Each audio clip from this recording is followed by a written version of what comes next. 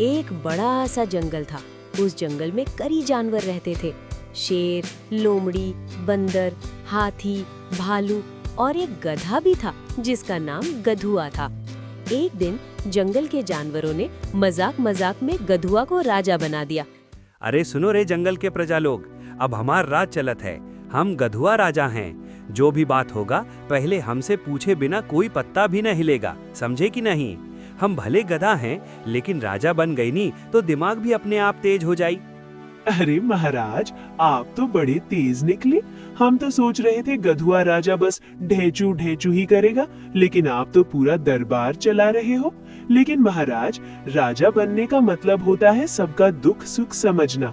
खाली ताज पहन लेने से कोई राजा न बन जाता।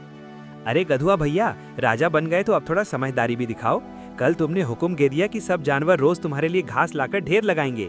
अरे हम बंदर हैं, पेड़ पर कूदते हैं, घास कहाँ से लाएंगे? राजा का काम सबको परेशान करना थोड़ी होता है। महाराज, हम तो आपसे इज्जत से कह रहे हैं, राजा वही अच्छा होता है जो अपनी प्रजा का ख्याल रखे। अगर आप बस अपने पेट और आराम की सोचोगे तो जंगल में झगड़ा ही झगड़ा होगा। सोच समझ के राज चलाइए। अरे चुप रहो सब, तुम लोग हमको सिखाओगे? हम राजा हैं राजा। अब से सब जानवर रोज हमको सलाम करेंगे, हमारे लिए खाना लाएंगे और कोई सवाल नहीं पूछेगा। जो नहीं मानेगा उसे जंगल से निकाल देंगे। अरे गधुआ, ज्यादा उछल मत। राजा बनने का मतलब ये नहीं कि सबको बेवकूफ समझो। अगर तुम ऐसे ही बुदबक फैसले लेते रहोगे ना तो पूरा जंगल तुम्हारे खिलाफ हो जाएगा। राजा वही टिकता है जो अक्ल से काम ले।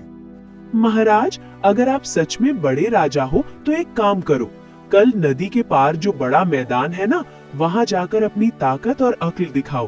तभी सबको पता चलेगा कि आप कितने महान राजा हो। बस इतनी सी बात, कल हम ऐसा कमाल दिखाएंगे कि सब जानवर दंग रह जाएंगे। अगले दिन गधुआ नदी पार करने गया, लेकिन उसे तैरना नहीं आता था। वो कीचड़ में फंस गया और जोर जोर से चिल्लाने लगा। अरे बचाओ रे, हम तो फंस गए, कोई हमको निकालो, नहीं तो हमारा राजापना यहीं खत्म हो जाएगा। हाथी ने सूंड से गधुआ को बाहर निकाला। देखो गधुआ, राजा बनना आसान है लेकिन समझदारी से राज करना मुश्किल। अगर तुम घमंड करोगे और दूसरों की बात नहीं सुनोगे तो हर बार ऐसे ही फंसते रहोगे। भाई लोगों, आज हमको समझ आ गया कि हम सच में बुदबक राजा बन गए थे। राजा बनने से पहले इंसान मतलब जानवर को समझदार बनना पड़ता है। अब से हम सबकी बात सुनेंगे और मिलकर जंगल चलाएंगे। अगले दिन उसने जंगल में बड़ा सा दरबार लगा दिया। सब जानवर एक एक करके वहाँ आने लगे। अरे सुनो रे जंगल के लोग, आज से हमार दरबार रोज लगेगा। जो भी झगड़ा होगा, जो भी परेशानी होगी, सबका फैसला हम करेंगे। लेकिन ध्यान रहे, फैसला चाहे जैसा भी हो सबको मानना पड़ेगा, क्योंकि अब हम पहले वाले साधारण गधुआ नहीं, राजा गधुआ महाराज हैं। महाराज, सबसे पहला मामला हमार है। कल भालू कड़कू ने हमार केले का पूरा गुच्छा खा लिया। हम ऊपर पेड़ पर छिपा कर रखे थे, लेकिन ये भालू रात में आकर सब साफ कर गया। अब आप ही बताओ, हम गरीब बंदर क्या खाएंगे? अरे झूठ मत बोल टिल्लू, केला तेरे बाप का था क्या? जंगल का फल सबका होता है। और फिर तू भी तो रोज हमार शहद चुरा लेता है। आज जब हमने थोड़ा केला खा लिया तो रोना शुरू कर दिया। गधुआ राजा सोचते हुए, मामला थोड़ा उलझा हुआ है। बंदर कह रहा है केला उसका था, भालू कह रहा है जंगल का था। अब हम क्या फैसला करें? कुछ देर सोचकर गधुआ बोला, ठीक है, अब से जंगल में जो भी फल होगा सब पहले राजा के पास आएगा। हम उसमें से थोड़ा चखेंगे, फिर बाकी तुम लोगों को मिलेगा। अरे गधुआ महाराज, ये कैसा फैसला है? झगड़ा हमारा था और फायदा आपका हो गया। अरे ये तो सरासर नाइंसाफी है। महाराज, आपका दिमाग तो बहुत तेज चल रहा है, लेकिन अगर हर चीज पहले आपके पास आएगी तो हम गरीब जानवर भूखे ही मर जाएंगे। राजा का काम सबका पेट भरना होता है, खाली अपना नहीं। महाराज, अगर आप सच में अच्छा राजा बनना चाहते हैं तो फैसला ऐसा होना चाहिए जिससे सबको न्याय मिले। अगर आप ही सब खा जाओगे तो जंगल में फिर झगड़ा शुरू हो जाएगा। अरे भाई लोगों, अब तो सच में मुसीबत आ गई। अकेले हमसे ये सियार नहीं संभलेगा। अगर तुम सब साथ दोगे तो ही जंगल बच पाएगा। देखा गधुआ, जब तक तुम घमंड में थे तब तक सब नाराज थे, लेकिन अगर तुम सच में सबको साथ लेकर चलोगे तो पूरा जंगल तुम्हारे साथ खड़ा रहेगा। सब जानवर एक साथ बोले, अगर गधुआ राजा अब समझदारी से राज करेगा तो हम सब मिलकर जंगल की रक्षा करेंगे। अब हम समझ गए, राजा अकेले नहीं होता, पूरा जंगल ही असली ताकत होता है। कुछ दिन तक तो जंगल में सब ठीक चलता रहा।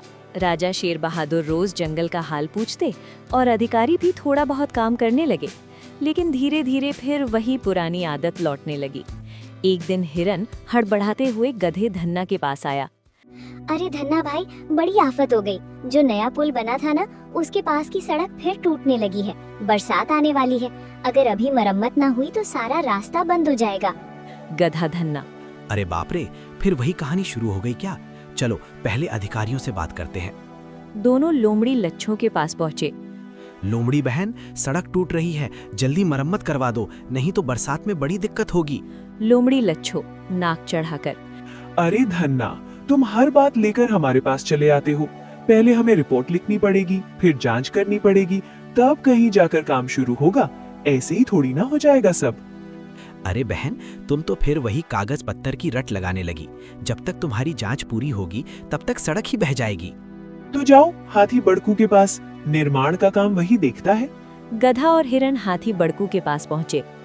हाथी भाई, सड़क टूट रही है, जल्दी ठीक करवा दो। अरे धन्ना, अभी हम बहुत थके हुए हैं, कई दिन से काम कर रहे हैं, थोड़ा आराम भी जरूरी है। अरे भाई, तुम तो पिछले हफ्ते भी यही बोल रहे थे। देखो धन्ना, अगर जल्दी काम चाहिए तो थोड़ा इंतजाम करना पड़ेगा। मजदूरों के लिए केला, गन्ना, फल, फूल। गधा मन ही मन, अरे वाह, फिर से वही रिश्वत का खेल। गधा समझ गया कि फिर से अधिकारी ढीले पड़ गए हैं। उसने फिर जंगल के जानवरों की एक गुप्त बैठक बुलाई। वहां बंदर, बैल, हिरन, खरगोश और भालू सब आ गए। गधा धन्ना, भाई लोगों, अगर ऐसे ही चलता रहा तो जंगल का सारा काम फिर से ठप पड़ जाएगा। हमें फिर कोई चाल चलनी पड़ेगी। इस बार कैसी चाल? इस बार हम सब काम खुद करेंगे, लेकिन ऐसा दिखाएंगे कि कोई बड़ा खतरा आने वाला है। सभी जानवर हैरान हो गए। कैसा खतरा? हम खबर फैलाएंगे कि बरसात में नदी का पानी इतना बढ़ेगा कि अगर सड़क और तालाब ठीक ना हुए तो पूरा जंगल डूब जाएगा। अगले ही दिन खबर पूरे जंगल में फैल गई। जब ये बात राजा शेर बहादुर तक पहुंची तो वो तुरंत दरबार बुलाता है। राजा शेर बहादुर, अगर सच में ऐसा खतरा है तो हमें तुरंत तैयारी करनी होगी। भेड़िया मंत्री, सब अधिकारियों को बुलाओ। कुछ देर में लोमड़ी, हाथी और लकड़बग्गा डरते डरते दरबार में आए। राजा, अगर बरसात में जंगल डूब गया तो तुम सब जिम्मेदार होगे, इसलिए अभी से सड़क, तालाब और नदी की व्यवस्था ठीक करो। ये सुनते ही सभी अधिकारियों के होश उड़ गए। जल्दी लकड़ी लाओ, सड़क को मजबूत करना होगा। तालाब की सफाई करो ताकि पानी जमा हो सके। मेरी टोली रात दिन पहरा देगी। कुछ ही दिनों में जंगल की सड़कें, तालाब और रास्ते फिर से ठीक हो गए। तभी गधा धन्ना मुस्कुराते हुए दरबार में आया। असल में जंगल डूबने वाली खबर भी हमारी बनाई हुई थी। दरबार में सन्नाटा छा गया। महाराज, जब तक डर या जिम्मेदारी सामने ना आए ये अधिकारी काम ही नहीं करते, इसलिए हमें ऐसा करना पड़ा। राजा कुछ देर सोचता रहा, फिर हंस पड़ा। धन्ना, तुम भले गधे हो लेकिन दिमाग बहुत तेज है। तुमने बिना लड़ाई किए पूरे जंगल को फिर से संभाल दिया। फिर राजा ने घोषणा की, आज से धन्ना गधे को जंगल सलाहकार बनाया जाता है। ये हमें सच बताने से कभी नहीं डरेगा। सभी जानवर खुशी से चिल्ला उठे। बंदर, वाह धन्ना भाई, अब तो तुम बड़े अफसर बन गए। अरे भाई, अफसर बनना नहीं, जंगल ठीक रखना जरूरी है।